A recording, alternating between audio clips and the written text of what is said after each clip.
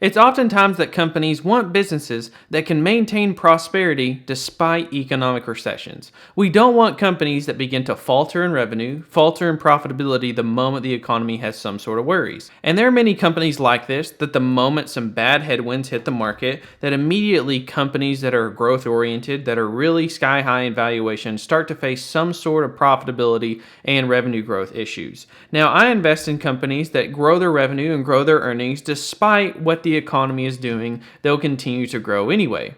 And the company that we're talking about today is a very, very similar story to this, which is PepsiCo. This is a company that, despite what the economy is doing, it is going to thrive no matter what. So the cool part about Pepsi is not that this company will survive economic crashes or recessions or any other type of downturn, but that it will survive all environments. Look at this chart. This is just a brief overview of stock market crashes going back to the Great Depression all the way up to 2021, and you see many different issues, whether it's the Friday the 13th mini crash, the dot-com bubble, the Great Depression, the Great Financial Crisis. There's many types of things that you could do in the market that could get you scared as an investor. But as of this year, Pepsi just raised its dividend 50 years in a row. Half of a century. And so throughout many of these big downturns, Pepsi has raised that dividend, the cash that it pays out to shareholders, on a consistent annual basis despite what the economy and many other investors like it is doing. From its original payout of just a penny in 1973,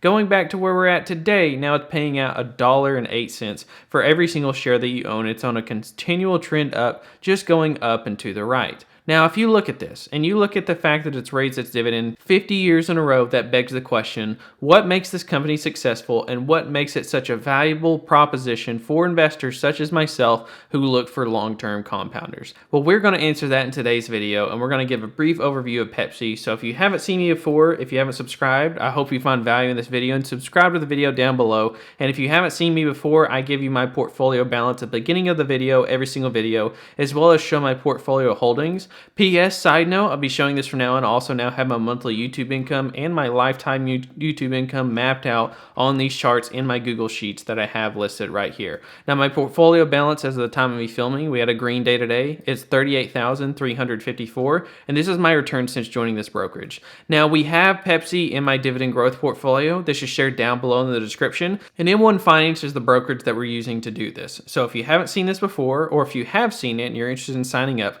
we have referral links which are down below in the description, which is right here, and you can get $10 for signing up, and 128 people have done so far. So sign up for M1 Finance, help support me and the channel, invest in PepsiCo if you're interested, and without further ado, let's go ahead and dive into the financials for Pepsi. Now, the cool part is if you look on the annual basis, year over year, this company grew an astounding 13%. 12.93 to be exact. And that's pretty shocking because people typically think of Pepsi as a low, slow grower. Well, over the last 5 years, they've grown at a pounded rate of 4.8%. And the profitability has done a similar path. Over the last year, they've grown almost 10%, and they're consistently growing on a long-term basis on a 10-year period. Now, they have hiccup years, but generally speaking, the free cash flow of this company is generally going up despite economic headwinds, despite inflation. And if you look on a quarterly basis, this is when it really becomes apparent. On the most recent quarter, they produced a record $4.43 billion in cash flow, and then the revenue is pretty much near all-time highs at $22 billion. The dividend, like we said, was raised this year, so it is hitting new all-time highs at $1.15, which was raised just a few months ago. And then, of course, this company is consistently buying back shares. Going back to 2001, when there was $1.8 billion outstanding, it's consistently gone lower and lower versus today's 1.38 billion shares outstanding, and it's going down every single quarter. Now, if we look at this company and we look at its profitability, it's great. We look at its revenue growth, it's great. It has a long track record of raising dividends, but this is where this company consistently has record revenues and record profitability, is because of the brand value. This company is not just lucky. They're not advertising. They're not constantly having tons of advertisements which drive business. While this company may have lots of advertisement, it's not what really leads to this company's success. It's its vast portfolio of brands. Notice these brands as we scroll through, which we're about to just slowly go through all of them. Some of these brands are some of the most high value, most recognized household names that we all know and love. And now I'm going to set my automatic scroll here, and I'm just going to briefly name some of them as we go through. They have Pepsi, Lay's, Mountain Dew, Doritos, Gatorade, Tropicana, Naked, Quaker, Bubbly, Ruffles, Cheetos, Mug, Bug, Brisk, Tostitos, Sierra Mist, Izzy, Stacy, Sobe, Propel, Off the Eaten Path, Kavita, Pastaroni, Pure Leaf, Simply, Rice Roni, Sun Chips, The Walking Taco. The Walking Taco, I didn't even know that existed. I kind of want to look into that now after the video. Alvale, Aquafina, Aunt Jemima, Baconettes, Bear, Bolt 24, Captain Crunch, Chester's, my wife loves those,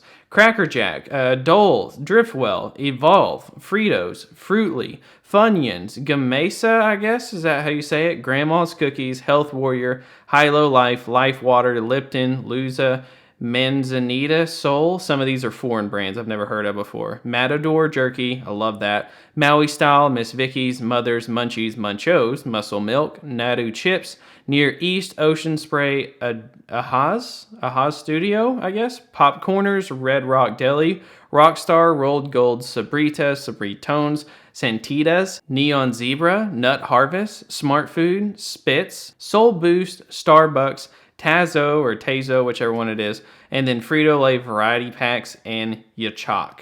These are so many different brands, and there's some of them I haven't recognized, some of them are overseas, some of them are foreign, but look how many incredible brands are under this portfolio, and this company is benefiting from the growth of all of these. And the main reason why this company can continue to grow is not because it's selling more units. Most of these brands are in every single household and you already recognize them. The main reason is because this company can price its products at whatever it wants. When inflation is running at 7%, Pepsi is one of the big companies that's contributing to that 7% inflation rate. They can raise their products 7%, 10%, 20% year over year, and investors and consumers are not going to stop being interested in this company. Now, why is that? Now, at the head of these brands, you see one of my most favorite. Let me rephrase that. It is my most favorite, Mountain Dew. I drink Mountain Dew every single day, and I don't even look at the price, and I'm super cheap. I'm one of the most high-budgeted, most frugal person you'll meet, and I do not care what Mountain Dew is priced at. If the 12-pack of Mountain Dew is $5, I'm going to buy it. If the 12-pack of Mountain Dew is $8, I'm going to buy it. $10, probably even $15. For me to stop buying Mountain Dew, or to kind of hold back on it, they would have to price it so ridiculously high, probably at around like $25. Yeah, that's probably around where I start to kind of hold back. $25 for a 12-pack is where I start to draw the line. I would start to cut back. There's many people that have brands like these, like Doritos, Tropicana, whatever, that people are so confident in that people are so consumed in this brand and this taste and these addicting products that you use every single day that you don't care what the price is. And a small little price hike, 5% year over year, 10% year over year, is not going to stop you. And that what led this company in the third quarter to grow 8.8% despite the revenue headwinds coming from the FX market, which is the foreign exchange. You can see that foreign exchange hurt this company's revenue and profitability, and despite that, they're still growing quite nice. You can see that their organic revenue growth was 16% year over year, 14% year to date. And their comments were, quote, "We are very pleased with our results in the third quarter as our global business momentum remains strong. Given our year-to-date performance, we now expect our full-year organic revenue to increase 12%, previously 10%, and core constant currency exchange per share to increase 10%, previously 8%, said CEO and chairman. Lagarta continued, "Our strong results demonstrate that the investments we have made towards becoming an ever faster, even stronger, and even better company with Pep Plus at the center of everything we do are working. We are encouraged by the progress we are making on our strategic agenda and remain committed to investing in our people, brands, supply chain, and go-to-market systems and winning in the marketplace." And guess what? You could look at this array of brands and this company's success and track record and assume that it's over, but I don't think it is. Because you could definitely look at some of these brands and say, I don't think some of these are going to make it. Some of these are going to fall out of the trends of the consumer, and you would be right. But if you look at this company, there's a reason why it's had such good performance, and one of the main things of investing in this company is not its performance, it's low volatility. Look at this chart. It has little ups and downs here. I see at the worst point, I think it was down 13%. And then you see during the coronavirus, it had like a 15, 20% dip, whatever.